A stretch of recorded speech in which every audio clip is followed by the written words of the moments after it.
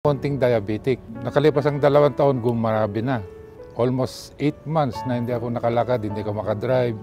Talagang nag-give up na talaga ako. So, nung biglang nag-appear yung mga red spots all over his body, kaya nagtaka kami. When I had red spots, sinumbong ko kay mami. Medyo po ako natatakot. Tapos nagpanik po ako kung bakit po ako may red spots.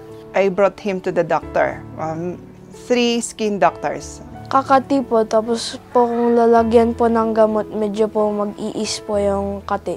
Kung magdra-dry na po yung ointment ay kakati uli. Talagang hindi ako naniniwala sa mga na yan. Sabi ng misis ko, try it, sabi niya. Napo was really looking at me preparing the juice, and then sabi niya, bakit si Papa lang? How about me? Can I not have one too?